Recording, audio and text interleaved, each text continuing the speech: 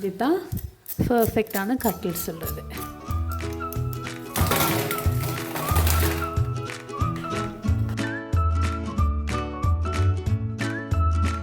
Hi friends, நான் இன்றைக்கி cutlet ரெசிபியோடு தான் வந்திருக்கேன். எப்படி எண்ணெயில் போட்டதும் உடையாமல் இப்படி ஒரு பர்ஃபெக்டாக ஒரு கட்லெட் வீட்டிலேயே செய்கிறதுன்னு நாங்கள் பார்ப்போம். கட்லெட்டில் நிறைய வெரைட்டிஸ் இருக்குது. பொலோஸில் பண்ணலாம், சோயா மீட்டில் பண்ணலாம், சிக்கனில் பண்ணலாம். அதெல்லாம் என்ன ஃப்யூச்சர் வீடியோவில் உங்களுக்கு வரும். நான் இன்றைக்கி டின் மீனில் தான் செய்ய போகிறேன். நான் தேவையானதெல்லாம் இன்றைக்கி எடுத்து வச்சுருக்கேன். இப்போ வாங்க வீடியோக்குள்ளே போகலாம்.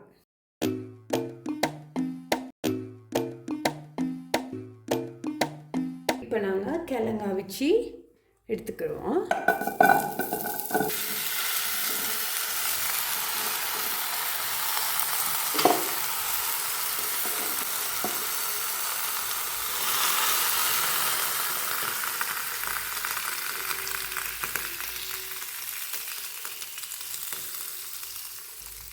உப்பு மஞ்சளும் போட்டு அவிச்சு எடுத்துக்கிடுவோம்.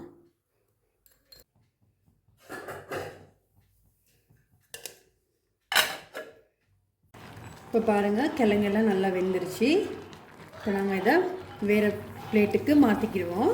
இப்போ வேக வச்ச கிழங்க இந்த மாதிரி ஸ்பூனில் நல்லா மசிச்சு எடுத்துக்கோங்க. இது இருக்கட்டும். ஃபில்லிங்ஸ் ரெடி பண்ணிக்கிடுவோம். இப்போ நான் ஃபஸ்ட்டு அதுக்கு ஒரு பேனுக்கு நான் எண்ணெய் ஊற்றிக்கிறேன். இதில் நான் இஞ்சியும் பூடையும் நான் நல்லா இடித்து வச்சுருக்கேன். அதுலேயும் ஒரு ஸ்பூன் போட்டுக்கிறேன்.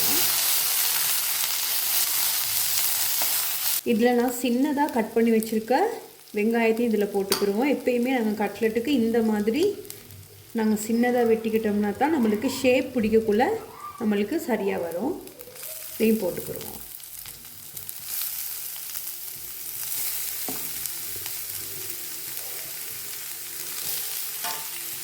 இதில் சின்னதாக வெட்டி வச்சுருக்கேன் பச்சை கொச்சிக்காய், இதையும் இதில் போட்டுக்கிடுவோம். நான் இதில் சின்னதாக கட் பண்ண கருவேப்பிலையும் இதில் சேர்த்துக்கிடுவோம். கட்லெட்டுக்கு வெங்காயம் ரொம்ப வதங்கணும் இல்லை. இப்போ நாங்கள் இதுக்கு உப்பு போட்டுக்கிறோம். உப்பு தேவையான அளவு பார்த்து போட்டுக்கோங்க. இப்போ நாங்கள் இதுக்கு மிளகுத்தூள் போட்டுக்கிறோம்.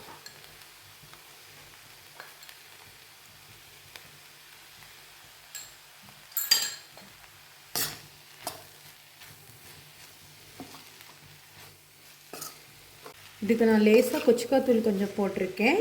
உங்களுக்கு விரும்பினாலும் நீங்கள் கொச்சிக்காத்தூள் ஒரு கரண்டி மாதிரி போட்டுக்கோங்க. அப்போ கலர் கொஞ்சம் நல்லாயிருக்கும். இப்போ நான் நுணுக்கி வச்சுருக்க டின் மீனையும் இதில் போட்டுக்கிடுவோம்.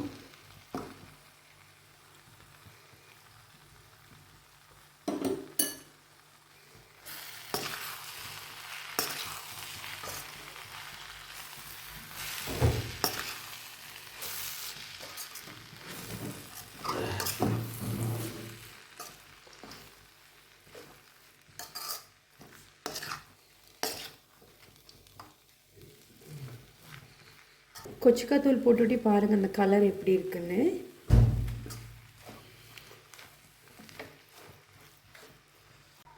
இதில் நான் தேசிக்காய் ஒரு டீஸ்பூன் மாதிரி வச்சுருக்கேன். அதையும் இதில் போட்டுக்கிறோம்.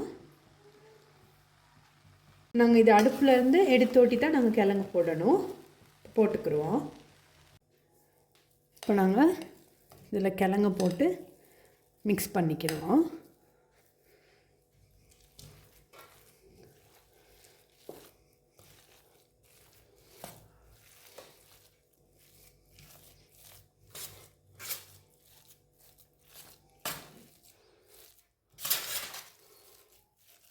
இதை ரவுண்ட் பண்ணி வச்சுக்கிடுவோம். உங்களுக்கு தேவையான ஷேப்புக்கு நீங்கள் தேவையான சைஸில் பிடிச்சி வச்சுக்கோங்க. நான் தான் இந்த சைஸில் தான் நான் பிடிக்கிறேன். இது மாதிரி எல்லாத்தையும் நாங்கள் செஞ்சு எடுத்துக்கிடுவோம்.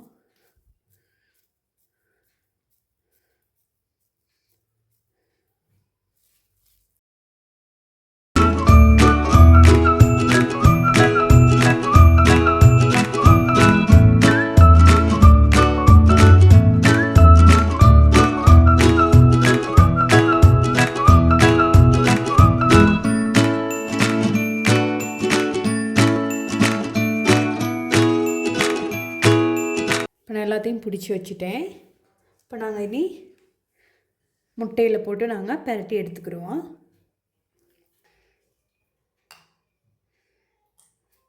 இப்போ நாங்கள் இதை முட்டையில் நல்லா டிப் பண்ணிவிட்டு இதை நாங்கள் இந்த மாதிரி செஞ்சு எடுத்து வச்சுருக்கோம். பிஸ்கட் தூளில் போட்டு பரட்டி எடுத்துக்கிறோம்.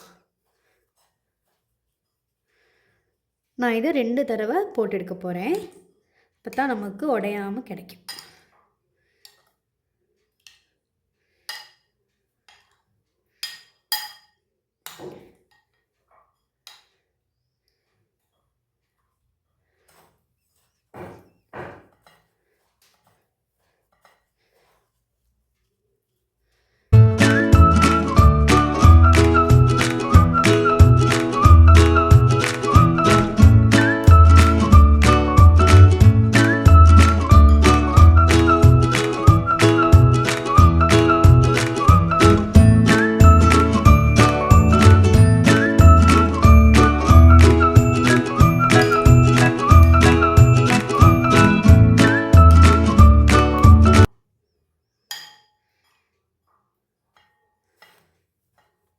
இப்போ நாங்கள் இதே மாதிரி எல்லாத்தையும் செஞ்சு எடுத்துக்கிடுவோம்.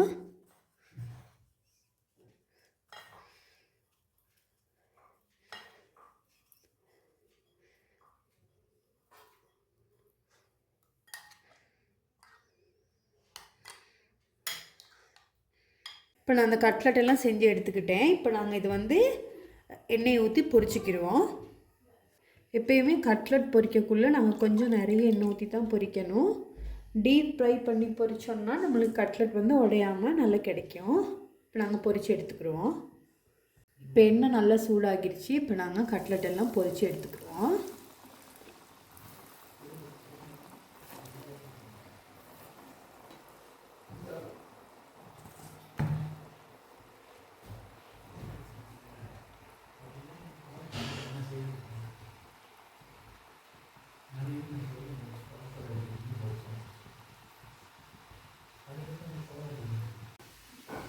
எல்லாமே ஒரே கலருக்கு பொரித்து எடுத்துக்கிடுவோம்.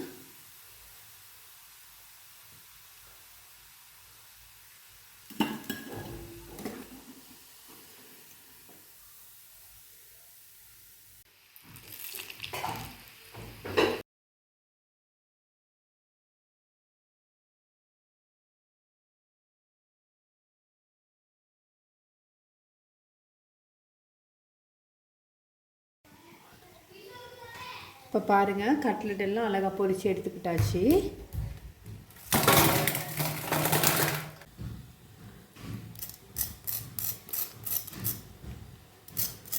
இப்படி சவுண்ட் பார்த்தீங்களா எப்படி இருக்குன்னு.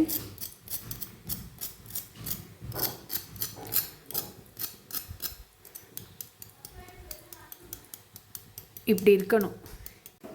உங்களுக்கு முட்டைக்கு பதிலாக கோதுமை மாவும் அதோடு கொஞ்சம் கார்ன்ஃப்ளவரும் சேர்த்து நீங்கள் மிக்ஸ் பண்ணி நீங்கள் கட்லெட் பண்ணிங்கனாலும் உங்களுக்கு நல்லா கிடைக்கும். ஆனால் நீங்கள் 2 முறை போட்டு எடுத்து நல்லா டீப் ஃப்ரை பண்ணுங்கள், உடையாமல் வரும். என் வீடியோ பிடிச்சிருந்தால் மறக்காமல் சப்ஸ்கிரைப் பண்ணி வச்சுக்கோங்க. தேங்க்யூ.